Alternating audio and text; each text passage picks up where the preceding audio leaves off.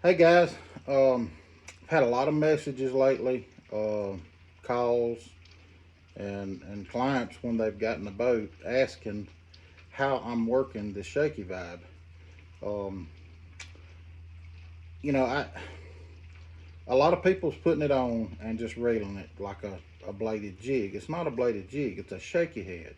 It gives you an opportunity to fish a plastic on the bottom or in the water column, and you can reel it. Put a swim bait on it and reel it like a bladed jig if you want.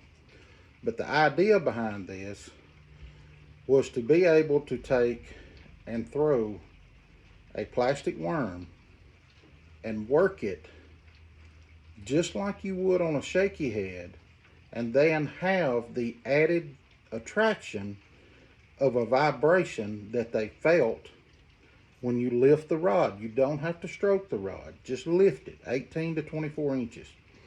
Let it fall back down. Use the blade as candy, so to speak. You set a piece of candy out in front of a kid, he's going to it. All right. In my thoughts when we come up with this was when I was throwing this Max Scent Mag hit worm, and I knew my bait was in a school of fish. I wanted something that if that fish was looking at it but not committing to it, if I put the vibration there and lifted my rod, it was something different all of a sudden, that fish thought that bait was getting away really fast, and it made him eat the bait. Or at the same time, if there's fish in the area but don't know your bait is there, they feel the vibration off the blade when you lift it. So a lot of times what I do, I throw out, let it go to bottom, and I shake it just like a shaky head. I'll do that a couple of three series. Sometimes you get bit like that. But then I'll add a couple of lifts, like I say, 18 to 24 inches, let it fall. A lot of times, either when you first pick it up and it starts vibrating, they hit it, or on the way back down, they got it, and when you pick your rod up again, he's on there. Um, that's what it was meant for. It wasn't meant to be another version of a bladed jig. It was meant to add attraction to ignite strikes when maybe you wasn't going to get the strike before. Although I have put small swim baits on the 5/0 version and done well on it. Just throwing it out and yo-yoing my rod with it around grass. Um, Not in grass, around grass. I know one guy here locally that's throwing the 8/0 hook version with a bigger swim bait doing the same thing. But I this particular worm, anybody that follows me know I throw this Berkeley Max Scent Magnum hit worm a lot. This bait was actually designed in mind of this worm, and I've got several different colors. I throw three or four different colors a lot, but I've always go back to the green pumpkin magic. Always, it seems to work anywhere I go. I can pull this worm out and I catch him. Now, something that I've got my hands on now is the new Power Bait Shape 108 crawl uh, from Berkeley that just fits this shaky vibe really well.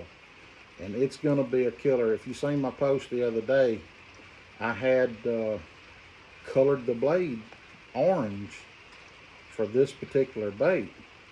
But you see, this is the 3.5 inch version, and it's perfect on there. It fits perfect. But we do have the 4 inch version if you want a bigger profile. Now you could fish the 4 inch on either the 5/0 hook or the 8/0 hook, either one. It would fit. Like if we get up in the summer and you still want to throw a crawl around some grass, or either on the shell beds out there, maybe you want the bigger crawl to do it. The blades, some people has noticed the chartreuse blade that I have in some of the posts lately. Yes, it makes a difference sometimes. If I'm fishing on a spotted bass lake, I am going to put chartreuse on the blade. Do you have to? No. It'll work well without it. Spotted bass like chartreuse. Don't matter where you go. Now there's days maybe they don't want it as much as others, but chartreuse always goes well on a spotted bass lake. So that's why all you got to do is get a permanent Sharpie, a permanent marker, and color it in, and it'll last 2 or 3 days. You might want to touch it up. You can fish longer than that with it, but I like to touch it up after 2 or 3 days just to get it bright again. Now I'm throwing these baits on a 7/6 Fantasista Abu Garcia rod, and I'm using 8 to 12 pound leaders, Berkeley 100% fluorocarbon, depending on where I'm at and what I'm around. And I'll run either 8 pound X5 braid by Berkeley or 15 pound X9 braid by Berkeley, depending on where and what I'm doing. How clear the water is, how small the line I want, how far, how deep I'm fishing to get my bait down fast. All of that comes into play there. I'm also throwing it on a 7/6 medium Veritas Tournament Series. These are really good rods. I've just replaced a lot of them in my boat with these rods.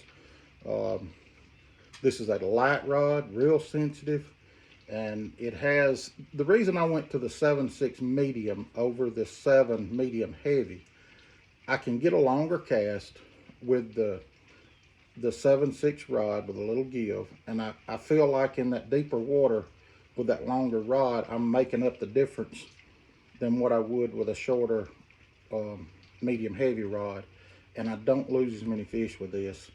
I got a little more give to play, and same line, same deal. These are STX reels by Abu Garcia. We'll probably be moving them on here pretty quick, but these are really nice rods, really good setups.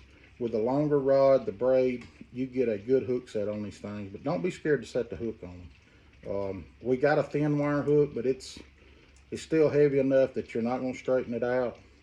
I caught a 15.5 pound stripe the other day on it. I think it's 15.9 on the Shakey vibe. So you don't have any problem. They may spool your line. You have to chase them,